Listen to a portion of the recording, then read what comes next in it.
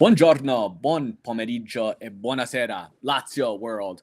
Welcome to our instant reaction pod. Consider this your stoppage time as we review Genoa Lazio. I'm your host, Sean McIntosh, joined by my good friend, Stevie. Stevie, here we are. 3 points. Dare I say a win streak? How you feeling? I am feeling wonderful.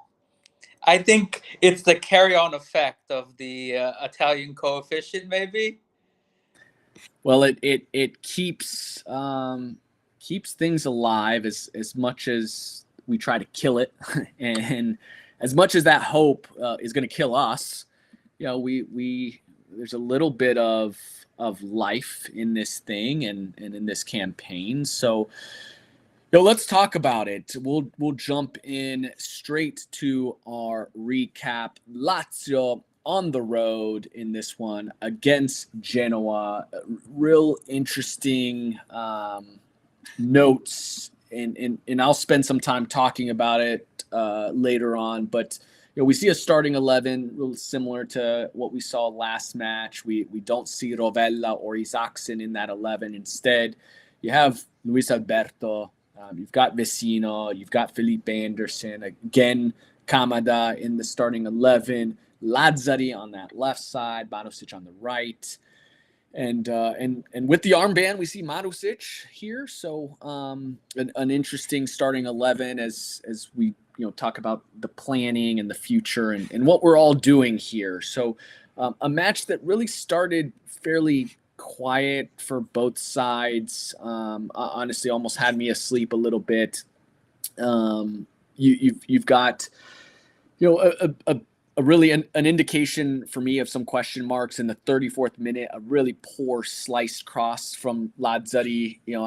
I just questioned him on that left side. We know he's a player that in terms of distribution, that's always been a question. His crossing has always left a lot to be desired, and playing him in a position where he's forced to now use his weak foot was interesting. But Tati gets the ball in the box, 45th minute, and rather than taking a strike, very, very visible moment showing perhaps his lack of confidence, where he tries to backheel it to Luis Alberto, way too unselfish, and obviously we walk away with nothing there. 46th minute, Genoa starts to come to life, counterattack, which sees them miss by really inches, a little bit of a clown show in defense. You've got Gila going to ground with a slide tackle. The ball just ultimately finds its way into the feet of an attacking Genoa player. I believe, and correct me if I'm wrong, Stevie, it was Lazzari who also fell to ground, and we're left with Casale, really a 3v1, who does a nice job standing his ground in that situation. I'll be honest, I was quite nervy seeing Casale in that situation, but does well. We then see some halftime substitutions. Romagnoli in for Casale. 54th minute, a nice run by Luis Alberto on his own to take a shot. Goes wide, but it's ultimately deflected for a corner. 61st minute, a really clear indication of some of the struggles that we have, where simply nobody wants to score. A Genoa defender slips. It's a moment for Lazio to pounce on. Marusic ultimately on it. Ball lands to Felipe, who takes a crack, and it's deflected out. But then in the 67th minute, Luis Alberto finding the back of the net. A nice combination play with Felipe Anderson playing a really nice ball to Kamada, who a little bit of hustle from him finds Luis on a cutback, who finishes it nicely. And ultimately, that would be the goal that would secure all 3 points. Taking a look at the statistics for this one, Lazio dominating the ball possession, 61% to Genoa's 39. Expected goals, only 1.07 to Genoa's 0.55. 13 shots to Genoa's 8. But another sign of the struggles here, while we took 13 shots, only 1 on frame, and that being the goal that we ultimately scored. So, Stevie, give me your 3 words to describe this match. Coming for 5th. you feel a little bit more confidence, right? We had a little bit of a depressing episode last week. So what gives you that positivity? Is it merely the results, or are you seeing something else? I mean, the results are good. We're not conceding a lot of chances. Their primary chance came out of nothing when you mentioned several players had fallen down. Kamada also fell down. Uh, so I'm very happy with that. It reminded me a bit of last season where we had so much of the defensive solidarity, but also reminded me a lot of this season where we didn't create a whole lot. As you mentioned, Alberto's goal was our only shot on target. So, a combination of defensive solidarity, the fixture list being very kind to us. The only difficult fixture is Inter. They'll have clinched the Scudetto by then. So, hopefully, a team of hungover players. And yeah, I mean, why not? We don't have any pressure. Atalanta and Roma playing several times a week. I'm sad to think we'll probably only be playing once a week after this week. And yeah, why not? Why not us? Yeah, I mean, look, I think the biggest thing is that fixture list. I'll be honest. The result have been there for the past two matches. I'm still not seeing a lot that gives me confidence outside of the fixtures ahead of us. And if we can just simply take care of business, which this side just simply hasn't all season long, it still leaves me skeptical. For me, my three words are still no ideas, and still the same old issues that we have seen all season, right? Not pouncing on opportunities, and the couple of chances that we had, just simply no killer instinct from anybody in that final third. 13 shots, but only one on frame. So we're just not giving ourselves enough opportunities. And against these sides, which, to your point, these are really the sides ahead of us now. So if we can just squeak by, we are still alive. But my biggest concern is simply trying to understand what the plan is. And I go back to the starting 11, and I questions abound for me. We have a Luis Alberto who has, we all know, big scene, center of all the drama, has demanded out, is not going to take a cent more from the club, and he sees himself in the starting 11. We've got Felipe Anderson, who has already signed with another team, right? We've got a Vecino who is at the tail end of his career, and we don't know, what his plans are, and certainly should not be a big part of this club should he remain. We've got Kamada, who has been just a corpse all season long, and all indications point to him being out. Meanwhile, you've got Isaacson on the bench. You've got Rovella on the bench. You've got Lazzari playing out of position. We've got Marusic wearing the captain's armband. You've got Pellegrini on the bench. For those that have listened to me on this podcast, they know for many, many years I was not the biggest fan of Patrick, and he's really changed, over the course of two seasons. And, I'm thinking to myself, we've got certainly Luis Alberto is not deserving of wearing that captain's armband today. And I look around that starting 11, and if anybody deserved the captain's armband, it's Patrick. He has been a consummate professional. He has been loyal to this club. He has upped his gameplay. He's not cried about being benched despite his performances, being on the uptick. And, Marusic has been iffy, to say the least, this year. So that was a head scratcher for me. Again, seeing players on the bench that we need to evaluate. And so clearly, Tudor is the assumption is like that's what he thinks the best lineup is to achieve winning results. Clearly, there's some hope to achieve that, but I question a lot of it, right? Even Cataldi. I mean, we're talking about a side that we've questioned their heart, the mentality, and I look at the bench, and you've got guys that have been fighters. Rovella, Cataldi is a Laziale, and he's never. We've never had to question his passion. Pellegrini, a Laziale, right? A young player, he's made a couple mistakes, but in terms of passion and in the fight mentality. So Stevie, for me, it's kind of all up in the air. What am I out of bounds to just be scratching my head here on some of what we're seeing in terms of starting 11? Because we didn't even see some of these players come in until Rovella in 86th minute. I can understand from folks that are saying he's just coming back, but 4 minutes of match time, what are your thoughts on that? We talked a little bit about last week. I had a lot of uncertainty with Lazio on the left. Still have that uncertainty.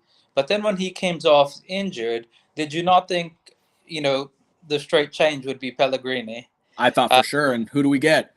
We get another player that has no plan. No parts of our plan moving forward. So, but then he moved. So Hisa, who's played on the left of a back four for us, gets moved to the right of a 5, and Marusic comes to the left. And I just thought, well, why doesn't Marusic start on the left and Lazio on the right? Like, I don't know the answers to that. So that's a little frustrating. With regards to the midfield 3, Vicino, Kamada, Alberto, I thought it was great today. I mean, I thought the 3 of them linked up great today. I'll give you a hint. One of them is my man of the match. And well, go ahead and give us your man of the match and what you saw as your key that ultimately led to the 3 points. So when I said my midfield 3, you have Vicino and Kamada and maybe Alberto at the top of that triangle, even though he's playing a little further forward. For me, the man of the match easily was Kamada. I think this was his best match for us, much better than the Naples performance that everybody talks about because he got the goal. But he was being braver. He was demanding the ball in tighter situations. He was not a passenger. He was making runs left and right. Obviously, ultimately, his run led to Vicino's dummy to Alberto scoring the goal. So yeah, really impressed. And to see him celebrate with Alberto afterwards is one of the few times maybe that Daichi Kamada has smiled wearing a Lazio shirt. So that was nice. Yeah, I had Kamada as my man of the match as well, and I mentioned the assist that he had. Obviously, it was a good pass to find Luis Alberto, but for me, what was most impressive, and I said it, was that it was a little bit of effort. Right? That pass had some steam to it, and when Felipe made it, the first thought that I had was that Kamada was not going to get to it because he hasn't really shown us that little extra. And he got to it and made the right play, and you saw a lot of him just making the right play today. You mentioned the celebration. I do wonder, right, as I start to I'm questioning everything because I'm not understanding why certain players are getting playing time, and you have to wonder if there are obviously talks to keep Kamada. Clearly, you have to assume that because it makes no other sense as to why Tudor is continuing to give this player opportunities. And to Kamada's credit today, he obviously showed he rewarded his manager for the faith he's showing him. But I have to think that there's some sort of plan to retain him. For me, it coming at the expense of potentially Rovella getting some time worries me. But again, we also played with Vecino, and he could have easily played in his spot. But it was nice to see Kamada play well. Honestly, Kamada was the only player for me. It was so much more clear cut in terms of man of the match. Was there any other individual that you felt like deserved a shout out today? Yeah, I thought that Marosic played very well today also. And maybe, it's the weight of that captain's armband. I would have been terribly upset if, they announce the team and they walk onto the field and we see Luis Alberto wearing it. So, yeah. Yeah. Well, Part of I don't know if they showed it, if you noticed this in the broadcast, but when he scored his goal and was celebrating, and Paramount Plus was quick to pan away, but you had a Laziale, this woman just flipping him the bird, as he scored, and I was, just another just display of our season, like good, something good happened. And of course, dampened a little bit by all the nonsense circulating around the club, and it's tough to know how to react. I mean, my reaction, right? I'm happy for the club. We scored the goal, and at the same time, I'm like, F Luis Alberto, because it's hard. It's tough. But let's go to our bidone. I had a bidone. But I'm going to let you share yours first. Who did you have? Yeah. I guess I had a bidone for each half. So in the first half, for me, it was Casale. Just too loose on the ball. A couple of slips. A couple of errors that could have led to a goal. I know we praised him for, defending the attack that Genoa had at the end of the first half. But if you look at it closely, he could have dealt with that much easier and much earlier. So, maybe got himself out of a bad situation. And the second half for me, it was Hisai. Again, I said this last week about somebody, but, looks like he won a contest, doesn't want the ball. When he has the ball, very quick to play all the way back to the keeper. So not adding anything in the attack, just, I don't know, a player that if he leaves this summer, I wouldn't be bothered by it. Yeah, and look, all indications point to that happening. For me, unfortunately, it's Tati once again earning the award of bidone. And look, we talked about him being in front of net and refusing to shoot. Sign of a player that doesn't have confidence. Sometimes he's a player that loves the flair for the dramatic, loves the nice back heel, loves to try a bicycle, and I think he's just in his head right now. We've talked about it on this pod. Caleb had mentioned it, where Tati is a player that is versatile and can play in multiple positions. So I want to see, right. Sadi was stubborn in trying to obviously continue to give Tati chances. Tudor, stubborn in continuing to give him chances. And I think he's a player that we should still give opportunities to, because particularly now Cheeto is out. There's not a ton of other options there. But why aren't we playing him behind the primary attacker, right? Why isn't he playing behind the striker? He is clearly showing a willingness to link up, to distribute the ball, and he's just not connecting. He's not finishing. So can he be that can we play with two strikers, or can he be one of those players? Can Felipe maybe move into a number 9 role and those two swap? I'd like to at least test that out. So again, yes, we maybe have a chance for Champions League. I'll be honest, I don't know. I still don't want to get my hopes up too much. I think it's really important to understand what we have, because going into next season and this transfer market, we need to have a clear picture to be able to make smart decisions. And just kind of running through some of the statistics on Tati today. I mean, he's a player. We mentioned passing it off when he should have at least taken a crack. I mean, he was 3 of 14 for passes. 3 of 14, absolutely atrocious. He had one attempted dribble and it was unsuccessful. He was 0 for 2 on long balls. So just really off. And even in some of the matches where he's been atrocious in his finishing or in that final third, there's been moments of positivity with this link up play and some of the space that he's helped create. Today, I simply didn't see it. I think he was completely off the mark, and it was a part of why that attack was so toothless, and it ultimately had to come from those midfielders, right? We look at the goal, and it was Kamada, Luis Alberto, and Felipe Anderson that were involved. So, my bidone goes to Tati. What's if you're giving this, we're looking at the table right now. Lazio in 6th place. However, we currently sit with 52 points. We're recording this immediately after the match. Roma has 2 matches in hand. Now, the match was suspended last weekend against Udinese as it was a 1-1 draw, so they still have to finish that one out.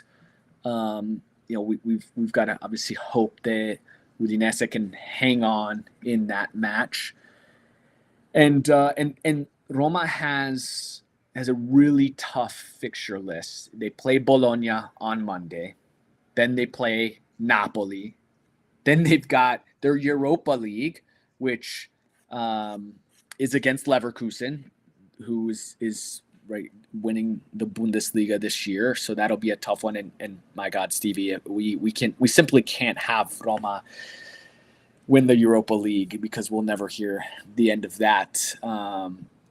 But back in Serie A, then they've got Juve, Atalanta, and then finishing it off with Milan. So it's a really, really tough road ahead for them.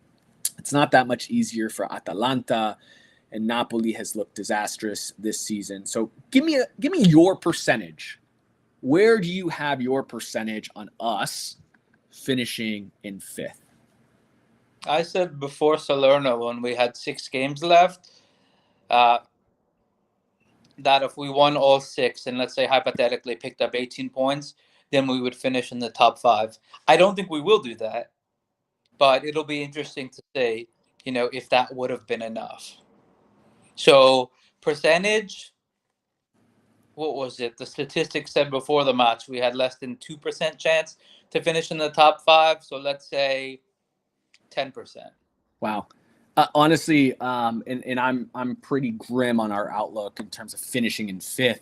But 2% is even lower than I probably would have had it. But look, I simply don't believe we're going to. It's hard to win 6 in a row, regardless of your fixture list for any side in Serie A. So I'll start off by saying that I think my percentage then is like 5%, because if it's going to take us winning all of the remaining matches, I simply don't see it, because even looking at today, right? We get caught at the end of the first half and we're not doing enough. But it is nice to see the results. It's nice to obviously come away with, and we haven't seen or heard the press conference, the post-match press conference. So let's fingers crossed there's nothing crazy that comes out of that dampens the mood. But it really is. It's one match at a time for this side, and now we take an eye to Coppa Italia with Juve. My last question for you is, as we start to wind this down, right? We've got Juve on Tuesday, and then Sunday we've got Verona back to Serie A play. How do you want Tudor to approach that Coppa Italia match? Do we go all out? Is it everything to win this match with a risk for players potentially being a little bit tired going into Sunday, or do you look at this as a 2 breaks and you expect injured players? Those players you go into with your starting 11.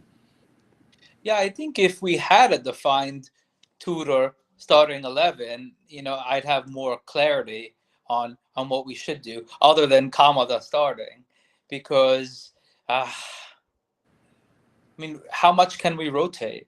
If you look at our bench, we have maybe 4 to 6 players that have been part of the project all season.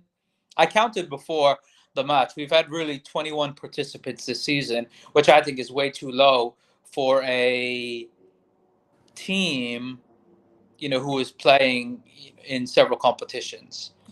So I didn't want to harp on the project, but I don't know the Tudor project yet. I don't know what his first 11 is when everybody is fit.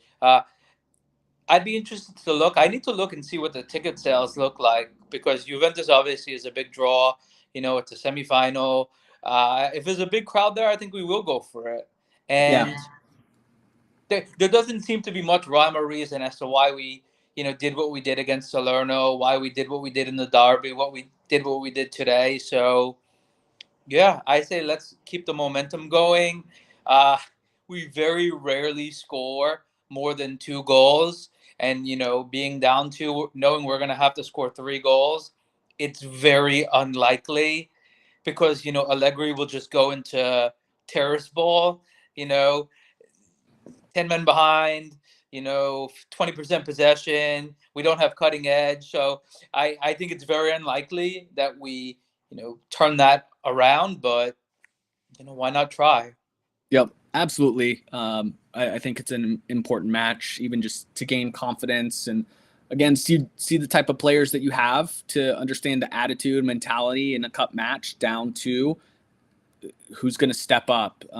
For me, this one's really important to get that playing time from your Rovellas, to put him in an important match like that, right? Assuming that he's fit. Romagnoli came in the second half of this. Let's get him back. Tati's got to start scoring goals, and so we say that week after week, but yeah, it must be noted as well that Zaccagni. So I made sure to wear his kit. We see him retained at the club until 2029, which was absolutely critical, given all the chaos and the departures and the demands to depart, that we retain a player like Zaccagni, and hopefully he'll be back.